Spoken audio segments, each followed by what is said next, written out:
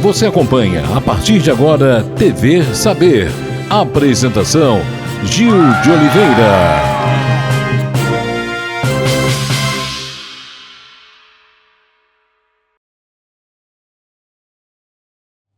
Um forte abraço a você, telespectador amigo da TV Cidade. TV Saber no ar. Hoje falaremos sobre psicologia infantil, que é o ramo da psicologia que estuda o comportamento emocional e psíquico das crianças desde o seu nascimento até a sua adolescência. Para tanto, vamos conversar hoje com a psicóloga Ana Silva Pérez Leite, psicóloga e psicanalista infantil, com ênfase em psicanálise. Ana, muito obrigado pela sua presença. Seja muito bem-vinda. Obrigada. Ana, você é especialista em psicoterapia infantil. Qual a faixa etária que você costuma atender? E quais os critérios que você adora para atender uma criança? Bom, eu atendo crianças a partir dos 2 anos de idade.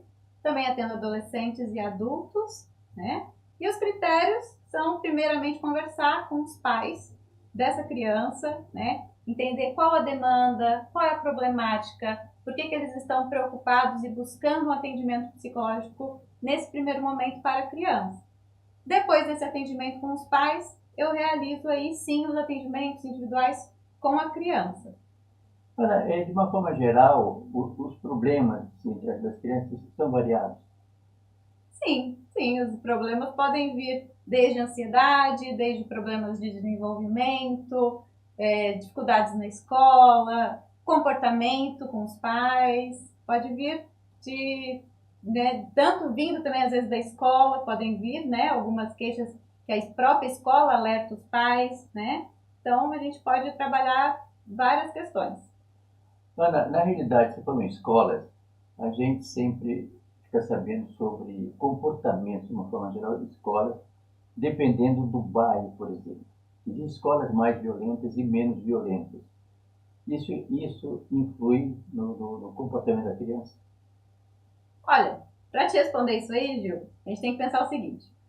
Na minha abordagem, né, de pesquisa, né, de teoria, a psicanálise, ela não trata o ser humano como uma questão de causa e consequência tão rígida, né? Então, há influências, né? O meio pode influenciar o comportamento das pessoas? Pode. Porém, a gente vai percebendo com a criança, né? Principalmente nessa faixa etária, que é o que a gente está conversando, mas também para um adolescente, para um adulto, quais são as identificações que ele tem na vida, né? Então, ele pode ter, às vezes, na casa, violências, né? Presenciar ali violências domésticas, né? Ou na escola ele tem ali colegas que ele percebe que sofrem certa violência ou vulnerabilidade. Porém, ele tem uma professora com quem ele se identifica e tem uma visão de mundo um pouco diferente.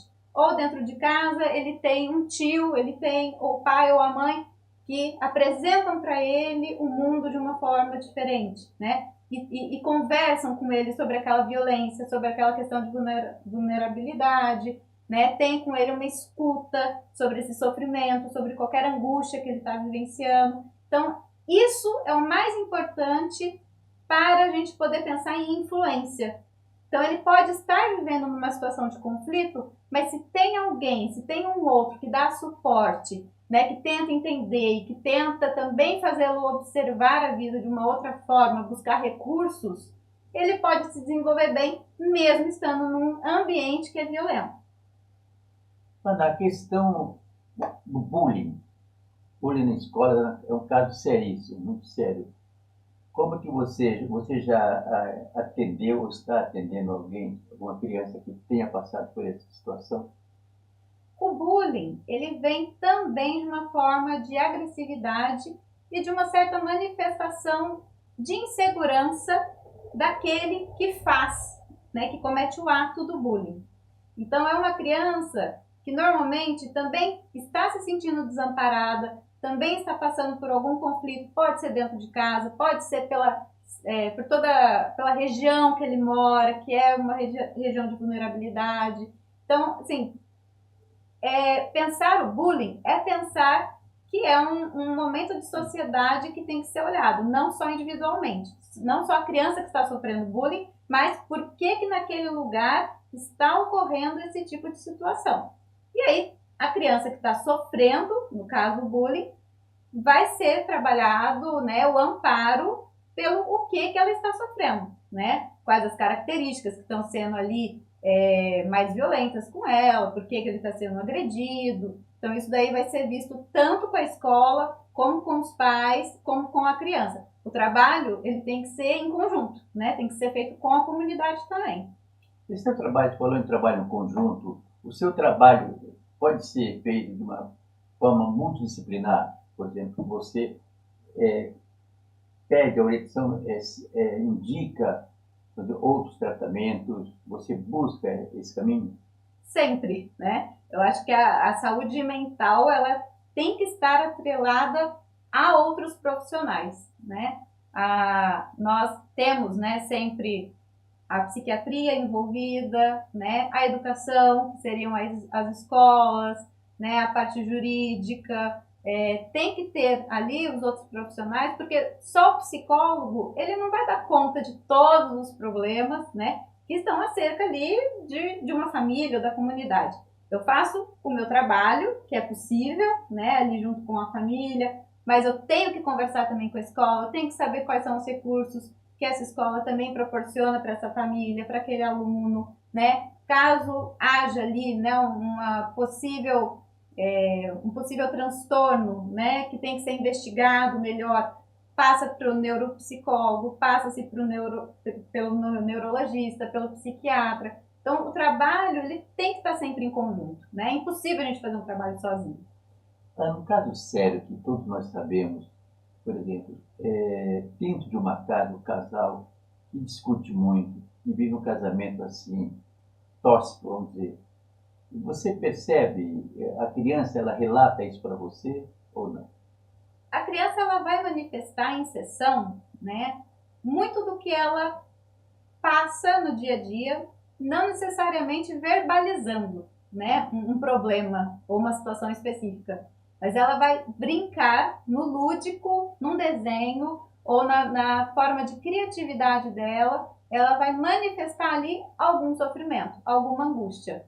Pode ser numa forma de demonstrar ali a violência, pode ser na forma como ela mesma trata o próprio terapeuta, né? Então isso a gente chama na psicanálise de transferência. Então aquilo que a criança vai passar para nós, né, na nossa relação, eu vou estar ali percebendo, né, se ela está agressiva, se ela está com medo, né? E ali, a partir dali, eu vou também convocando essa família a tentar entender por que será que ela está manifestando esse tipo de comportamento, esse tipo de angústia. Não necessariamente tem que ser colocado claramente, né, o que está acontecendo, mas a gente vai percebendo e com isso vai conversando para compreender melhor. Ana, por exemplo, o casal vive assim nessa situação de agressividade, discussões, chega o momento de uma separação de um casal. Como é que a criança ela reage de uma forma geral nesse processo, nesse trâmite de separação? Depois o pai separa, você vai ficar com seu pai, com a sua mãe. Como é que a criança pode reagir? A criança pode reagir de várias formas, né? Há crianças que a separação ela ocorre e ela compreende, né, de uma forma tranquila, né? Ela percebe que ela tem esse contato ainda com o pai, com a mãe, independente de uma separação, né, física ali, de casas, né?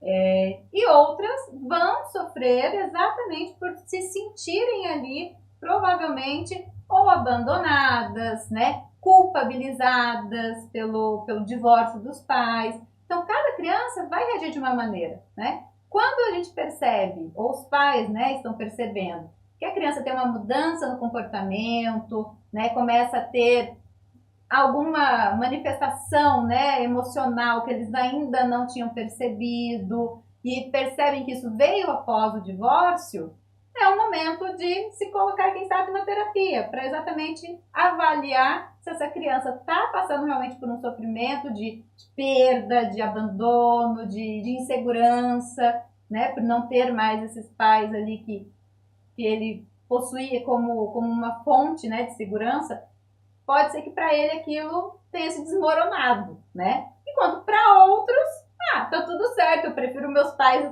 assim divorciados do que brigando em casa o tempo todo, né? Então a elaboração de cada criança, ela vai depender de um tempo, né? E vai depender de como aquilo também foi conversado com ela durante todo o processo de divórcio. Mas a questão do celular. O celular é um caso, às vezes, um pouco sério na mão de uma criança. A preocupação de alguns pais realmente saber o que é que eles estão fazendo com o celular.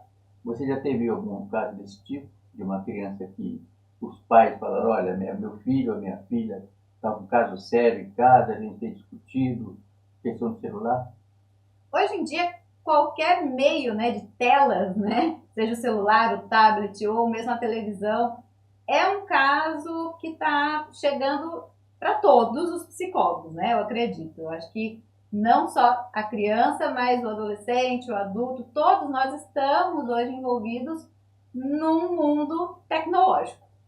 E o que a gente tem que se preocupar em relação às telas com as crianças é que quanto mais nova a criança, menos tempo de tela é melhor para o desenvolvimento dela. Por quê?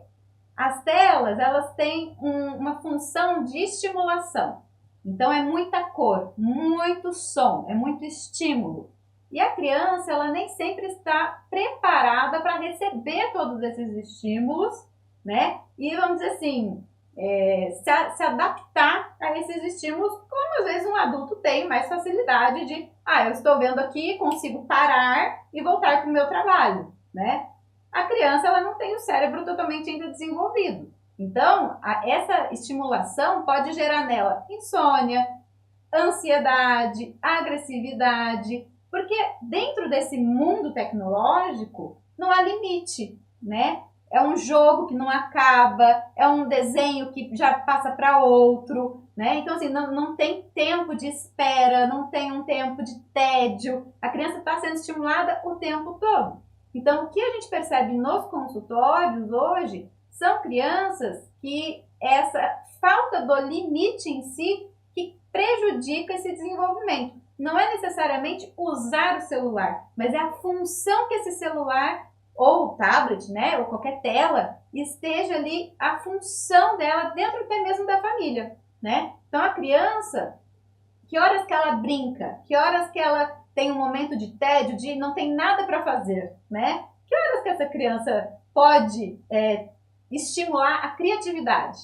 Que horas que esses pais brincam junto com essa criança, levam ela para brincar fora de casa, né? Estimulam atividades que sejam esportivas, né, de jogos. Então, o problema não é a tela, mas assim o uso que se faz, o tempo que se faz, utilizando ela como um amigo, né, quem sabe ali, uma companhia para essa criança, ao invés de uma função só assim, olha, tá bom, isso é um jogo, você vai jogar este jogo durante tantos minutos e depois desse jogo você vai fazer outras coisas, né? Como é que você vê o castigo? Por exemplo, uma criança, ela responde para o pai, discute e tal, e o pai, a mãe tira o celular. Entendeu? Como é que você vê a situação, a reação da criança, depois ela fica mais agressiva ainda? Como é que os pais podem, nesse exato momento, se portar? Eu coloco que cada caso é um caso. Cada idade também vai ter ali um castigo, né, diferente. Eu acho que a punição em si, ela não vai trazer muitos benefícios, né? A punição ela vai trazer muito medo, desconfiança para a criança, mas o limite é muito importante. A criança precisa ouvir o não, a criança precisa saber o seu lugar ali na família, que não é de igual para igual com o pai e com a mãe. Ele tem que saber que ele está abaixo, né, dessa configuração familiar. Então, quando estamos conversando com os pais, né, em sessão, a gente tenta buscar juntos uma solução para situações em que eles precisam impor limites para que aquilo gere na criança uma compreensão, um entendimento do porquê que ela está recebendo aquele castigo, aquela punição, para não ser algo só punitivo que vai amedrontar a criança e que depois vai passar, né? E aquilo não vai ser internalizado, não vai ser simbolizado, vai ser mais uma forma de violência, às vezes, do que um cuidado, do que um acolhimento, às vezes, de uma birra que a criança teve, mas que não necessariamente foi porque ela quis, né? Foi porque aconteceu, ela não sabe ainda lidar com aquela emoção. Então, eu acredito que a conversa, né, ainda é uma solução melhor do que uma punição. Mas isso tudo a gente tem que conversar com os pais para saber como que é a dinâmica familiar de cada um. Na verdade, você também fala com os pais, não só com as crianças. Isso é fundamental. Isso. Sempre o contato com os pais, ele é a primeira via, né, para eu compreender o que está acontecendo com a criança, qual é a preocupação deles, como que é a dinâmica familiar, e a partir daí eu vou compreendendo melhor, né, quem é essa criança que eu vou receber, né? Quando eu estou atendendo a criança, é um momento para ela, né? Eu não tenho eu não converso com os pais diretamente durante a sessão da criança. Mas de tempos em tempos eu chamo os pais para poder trocar com eles ali as orientações e as observações que estão sendo feitas durante o atendimento. Então, o que já está acontecendo em casa? Houve alguma mudança? Não houve? Caso os pais tenham, não, estamos sentindo dificuldade com tal aspecto, eu posso estar orientando. Então, a conversa com os pais é importante porque eles fazem parte do desenvolvimento daquela criança, né? Muitas vezes eles podem se sentir amedrontados até, né, por estar ouvindo de um profissional uma orientação, mas é porque a criança, ela está transmitindo ali, que a gente fala que é um sintoma, ela está representando algo ali, uma emoção, seja agressividade, seja a birra, ou uma dificuldade, né, no desenvolvimento. Ela está apresentando, mas isso também é um problema familiar, isso também afeta o pai, afeta a mãe de certa forma, né? Então, estar conversando com esses pais não é só para corrigi-los, mas é para também aconselhá-los, né, para poder entender também quais essas dificuldades, porque é a família que tem que caminhar. Ana, nesse caso, estou falando dos pais, a teimosia e a resistência de alguns pais em seguir as suas orientações com relação ao tratamento de uma criança é uma barreira? Pode ser uma barreira se nós, como profissionais, não entendermos a dificuldade que é para esses pais ouvirem, às vezes, uma crítica, né, ou uma observação. Porque, como eu comentei um pouquinho, né, anteriormente, o problema da criança, que é um sintoma, que é alguma emoção, algum comportamento, ele atravessa o pai e a mãe também, né? Então, assim, os pais também já foram filhos. Então, quando os pais vêm comunicar uma dificuldade com aquele filho, é porque pode ser que ele também já tenha passado por aquilo antes, né? Com os próprios pais. Então, é algo que é um ciclo que se repete às vezes, né? E aí lidar às vezes com a culpa que um pai ou uma mãe tem em relação a ter que dar um limite para o filho, ter que falar um não, né? Mas eu desejo tudo de bom para o meu filho, eu quero fazer diferente do que os meus pais fizeram por mim, né? Então tem toda uma carga emocional dos pais que vai vir junto. O filho, ele não é um ser separado, né, dessa família e que é um problema individual. Não, ele vai também refletir junto com os pais. Então, quando a gente percebe que um pai, uma mãe, eles estão tendo dificuldade para aceitar, às vezes, alguma observação, a gente tem que acolher primeiro, então, esse pai e essa mãe, entender melhor por que está ali uma dificuldade, para que eles tenham uma responsabilidade também, né? Seja pela mudança de comportamento do filho, seja para compreender melhor o que está afetando toda a família. Então, a resistência existe, mas a gente também tem que saber lidar com ela. Ana, quais seriam os sinais mais claros que uma criança apresenta e necessita de um atendimento psicológico? Primeira coisa que os pais podem notar é a mudança de comportamento, né? Então, meu filho costumava ser de um jeito e agora é de outro, né? Meu filho costumava ser comunicativo, agora ele está muito quieto, ele não quer mais fazer amigos, a escola está trazendo queixas referente a comportamento, né? Nem sempre o comportamento explosivo, né, de agitação, que é o que mais chama atenção, são os mais que estão mais prejudiciais ali da criança. Às vezes uma criança que está muito quietinha também está em sofrimento e às vezes a gente deixa despercebido, né, porque ela não está dando trabalho. Mas tudo isso é importante para poder olhar, né, para levar para um profissional da saúde mental, né? Pode ser também questões dentro de casa. Então, eu percebo que o meu filho está num desenvolvimento tardio, ou estou achando estranho o comportamento do meu filho. Né? Os pais devem conhecer o seu filho. Né? Eu acho que esse é o principal motivo, foco, causa que dá para perceber de uma criança. Né? Eu conheço o meu filho, eu sei que tem algo acontecendo com ele. Quando os pais são muito ausentes e não percebem, né, os seus filhos, eles também não vão perceber as mudanças. Então, tem que estar atento a esse desenvolvimento para ver, isso aqui eu acho que não está legal, quero procurar ajuda para isso, né? Ou mesmo algo que é comum do desenvolvimento da criança, mas que os próprios pais estão com dificuldade de compreender ou de lidar, e aí buscam também a terapia, às vezes não só pelo filho, mas para receber essa orientação, para receber esse aconselhamento de, olha, Ana, estou preocupado com isso que está acontecendo na minha família. Será que isso pode estar afetando meu filho? Então, isso aí a gente conversa, né? A gente conversa e aí decide se é uma orientação familiar ou se é realmente um atendimento à criança que é necessário. Ana, quais os fatores que podem afetar, por exemplo, o grau de ansiedade de uma criança?